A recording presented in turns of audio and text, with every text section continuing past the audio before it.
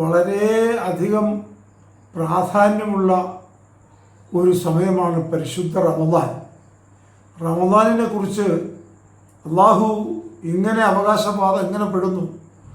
അതായത് നോമ്പ് എനിക്കുള്ളതാണ്, അതിന് പ്രതിഫലം കൊടുക്കുന്നതും ഞാനാണ്. അസൗമുലി, നോമ്പ് എനിക്കുള്ളതാണ്, അതിന് പ്രതിഫലം കൊടുക്കുന്നതും ഞാനാണ്. അപ്പോൾ നമ്മൾ വിചാരിക്കും, നമ്മൾ നോമ്പൊഴിച്ചുള്ള ഒരുപാട് അമലുകളുണ്ടല്ലോ, നമസ്കാരം, സക്കാത്ത്, ഹജ്ജ് തുടങ്ങി ഒരുപാട് അമലുകളുണ്ടല്ലോ, ഇതൊന്നും അള്ളാഹുവിനുള്ളതല്ലേ? എന്താ ഈ നോമ്പിനെ കുറിച്ച് മാത്രം നോമ്പ് എനിക്കുള്ളതാണ്, അതിന് പ്രതിഫലം ഞാൻ കൊടുക്കുന്നു എന്ന് പറയാൻ കാരണം? മറ്റുള്ള അമലക്കും അള്ളാഹുവിനുള്ളതല്ലേ? മറ്റുള്ള അമലുകൾക്ക് പ്രതിഫലം കൊടുക്കുന്ന അള്ളാഹു അല്ലേ? ആ പറഞ്ഞത് അവിടെ വളരെ ഗൗരവമായി നാം ചിന്തിക്കാനാണ്. വളരെ ഇമ്പോർട്ടൻസ്, വളരെയധികം പ്രാധാന്യം കൊടുക്കുകയാണ് നോമ്പിന് വളരെയധികം പ്രാധാന്യം കൊടുക്കുക മാത്രമല്ല, നോമ്പിൻ്റെ ഒരു രഹസ്യ സ്വഭാവം കൂടി ആ നോമ്പാകുന്ന ആരാധനയിൽ ഒരു രഹസ്യ സ്വഭാവമുണ്ട്. നമസ്കാരത്തിൽ ആ രഹസ്യ സ്വഭാവമില്ല, ഹജ്ജിൽ അതില്ല, മറ്റ് സക്കാത്തിൽ അതില്ല, മറ്റുള്ള കാര്യങ്ങളിലില്ല. മറിച്ച് നോമ്പിൽ ഒരു രഹസ്യ സ്വഭാവം എന്താ?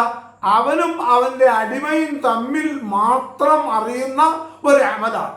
ഒരാൾക്ക് ഏത് നിമിഷം വേണമെങ്കിലും ജനങ്ങളുടെ മുന്നിൽ നോമ്പുകാരനായി, സൃഷ്ടി ചരാചരങ്ങളുടെ മുന്നിൽ നോമ്പുകാരനായി ഏത് സദസ്സിലും പ്രത്യക്ഷപ്പെടാം, എങ്ങനെ വേണമെങ്കിലും ജീവിക്കാം, നോമ്പിൻ്റെ എല്ലാ ആനുകൂല്യവും പറ്റാം.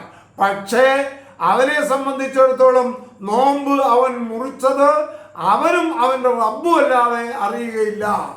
റബ്ബും അവനും മാത്രം അറിയുന്ന വളരെ ചെറിയ കാര്യം കൊണ്ട് നോമ്പ് മുറിക്കാൻ കഴിയും. അപ്പോൾ അതുകൊണ്ടാണ് നോമ്പ് എനിക്കുള്ളതാണ്, അതിന് പ്രതിഫലം കൊടുക്കുന്നത് ഞാനാണ് എന്ന് അള്ളാഹു പറയാൻ കാരണം.